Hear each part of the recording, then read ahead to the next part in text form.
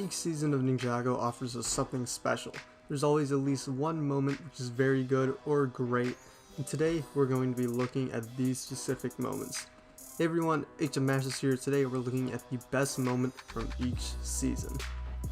Let's start off where it all began with the pilot season. Now there's a lot of really good moments here which are really fun to revisit in hindsight. Like, you guys remember when they could barely even ride dragons? Good times, but let's be real here. There's only one moment which could take this spot. Alright, maybe two, but it's gonna be the tornado of creation. I don't think I really have to explain it that much, it really speaks for itself, but it's one of the most iconic scenes in the whole series, so you know I had to get it on here. Season 2 was a pretty easy choice. For me, it had to be one of the true potentials, and Zane's is the best of them all. They spend multiple episodes building up how different Zane is from the others, both from his personality and his upbringing, and having this come off the Ninjago reveal makes this better. This whole thing is all about Zane coming to terms with who he is, and let's be honest, the true potential, it's just done so well. It gets the most screen time out of all of them, and it really shows it in the execution. They're able to show pretty much everything that the true potential can do here, and they're actually able to do it for longer than a minute, which is great. Overall, just an awesome moment. The final battle gives us the final battle. This one is pretty much expected at this point. A lot of the season is kind of filler, but where it counted the most, they pulled through, and they pulled through hard. This is very easily one of the best fights in the show, if not the best one, and it really does do a great job wrapping everything up. There really isn't any other moments from this season more deserving than this. Now, it's not exactly the most heartwarming scene, but it is arguably the best, and not just for Rebooted, but for Ninjago in general. Zane's death really has it all. It's the end of the season, so it leaves no stone unturned, wrapping up any thread it possibly can. It's got the most powerful villain in Ninjago at one of his most powerful points, and it's actually willing to believably kill off a character for more than 10 minutes. There's just so many great things about this scene. I can make a whole nother video solely based on it, but we don't have the time for that today, so let's go ahead and just move on. JDriscoll is pretty much the only true battle Ninjago has given us between members of the ninja team, and it does not disappoint. It ends the kinda awful love triangle thing they were doing, so you know, thank God for that, but the fight itself is actually pretty great.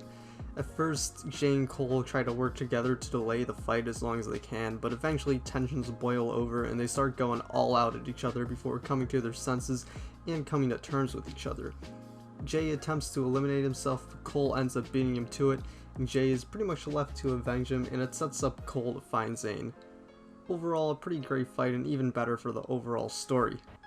Possession is an interesting case because it's pretty much the only moment on this list that isn't rooted in some action scene or even has that much of an immediate impact. The future reflections were just something that was really cool and unexpected. They gave a quick glimpse at the ninja's future, but also left us with some questions.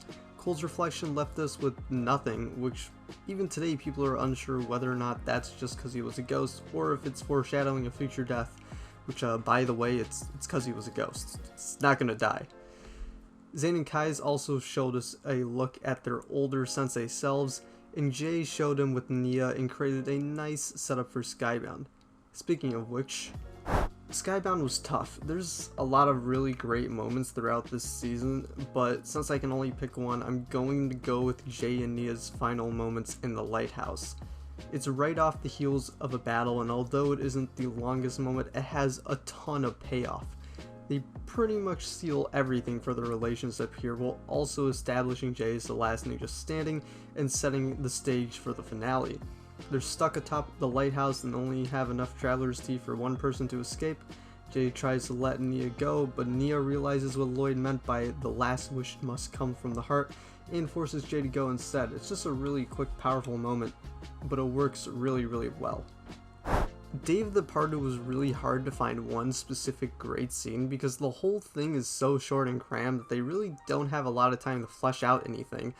But I'm going to go with Cole and Yang's fight to enter the rift. It reestablishes Cole as a human while also giving him his RX powers. It changes Yang into a good guy and allows the ninja to use the temple as a base. It's a pretty simple scene overall, but there really isn't that much to go with in such a short, small season, and this really does do the best for the overall story, and for just being a cool scene in general. Now I kept going back and forth with Hands of Time. Kaya and Nia reuniting with their parents was good, but it was a little bit rushed. The final battle in this season was cool, and I liked how we got to go back in time to see the original Elemental Masters, but for some reason I keep going back to the opening of the season with the Chronics and Wu. Honestly, I'm not really sure why I like this so much. Like, it's a cool fight, but it's not like it's one of the best in Ninjago. There's a lot of really cool moments spread throughout the battle though, with the time jump, the way they establish the backstory of the Chronics, and the eventual time punch. This battle just sticks out to me for some reason. I don't really know why, it's just something that's kind of fun for me, I guess. Cole's flashback is something pretty much no one was expecting to see, but it was really cool. It showed us his first interaction with the Wu, it established some more backstory which we really needed, and it added some extra meaning to Cole eventually finding Wu. It's one of those things you never really knew you wanted, and then you see it and you're like, wow, that's pretty good, they should do more of those. Overall, this was just a really nice moment. Now on paper, Skylar controlling the Oni Titan probably seems like kind of a weird choice, but in terms of the actual season, it was actually really cool. When the season first came out and I watched it for the first time, this was the most hyped thing in the whole season. The back and forth battle and the constant struggle was really compelling, and Harumi's death highlights the stakes of the whole thing. They're able to destroy the Oni mask here too, so you know, that's there.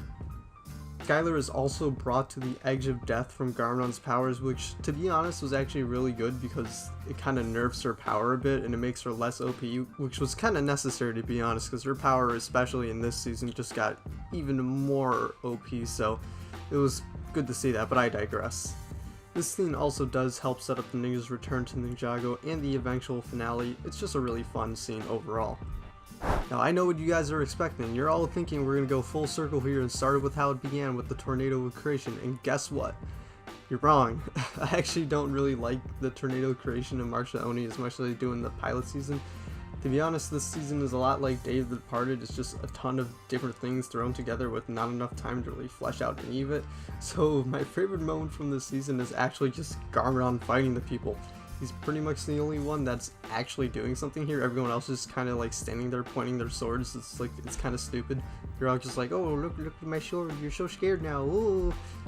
And then there's this Garmron who's like jumping out at people, and then he like turns into this weird Oni thing, which, you know, I don't really know what to think anymore with that, but yeah, I guess it's cool. It was just a good scene for me. I don't know why, but it was one of the better things from March of the Oni for me. But yeah, that is it for my favorite moments from each season from Ninjago. Thank you guys for watching. Till next time, see you guys later.